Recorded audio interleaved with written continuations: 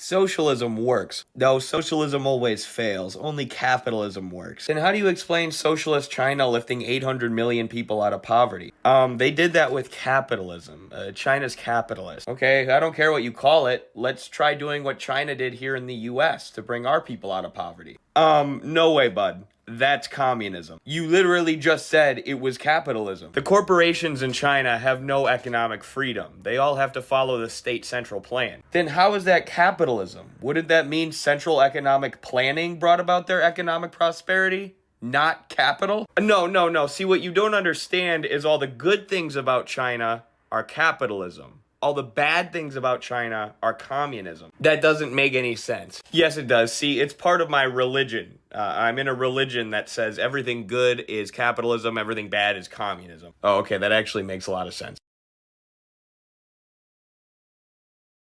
China is lifting 1 million people a month out of poverty. It is just one statement in an interesting new book titled The Undercover Economist by Tim Harford, but it has huge implications. I haven't checked out the statistics, but they sound reasonable. If so, this is something worth everyone's attention.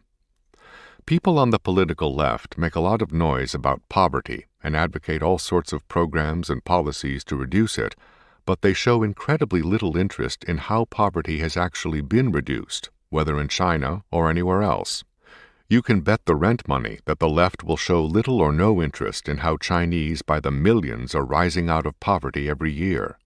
The left showed far more interest in China back when it was run by Mao in far-left fashion, and when millions of Chinese were starving. Those of us who are not on the left ought to take a closer look at today's Chinese rising out of poverty. First of all, what does it even mean to say that China is lifting 1 million people a month out of poverty? Where would the Chinese government get the money to do that? The only people the Chinese government can tax are mainly the people in China. A country can't lift itself up by its own bootstraps that way.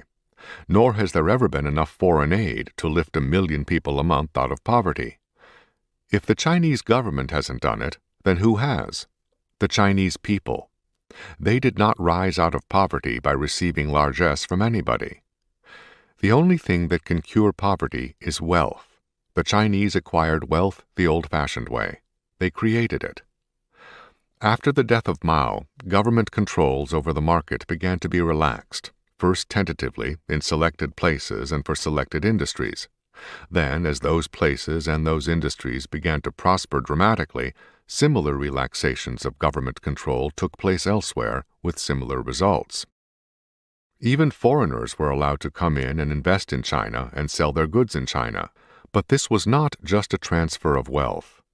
Foreigners did not come in to help the Chinese, but to help themselves. The only way they could benefit, and the Chinese benefit at the same time, was if more total wealth was created. That is what happened, but the political left has virtually no interest in the creation of wealth, in China or anywhere else, despite all of their proclaimed concern for the poor. Since wealth is the only thing that can cure poverty, you might think that the left would be as obsessed with the creation of wealth as they are with the redistribution of wealth, but you would be wrong. When it comes to lifting people out of poverty, redistribution of income and wealth has a much poorer and more spotty track record than the creation of wealth. In some places, such as Zimbabwe today, attempts at a redistribution of wealth have turned out to be a redistribution of poverty. While the creation of wealth may be more effective for enabling millions of people to rise out of poverty, it provides no special role for the political left, no puffed-up importance, no moral superiority, no power for them to wield over others. Redistribution is clearly better for the left. Leftist emphasis on the poor proceeds as if the poor were some separate group. But in most Western countries, at least, millions of people who are poor at one period of their lives are rich at another period of their lives, as these terms are conventionally defined. How can that be? People tend to become more productive, create more wealth over time with more experience and an accumulation of skills and training. That is reflected in incomes that are 2 or 3 times higher in later years than at the beginning of a career. But that, too, is of little or no interest to the political left.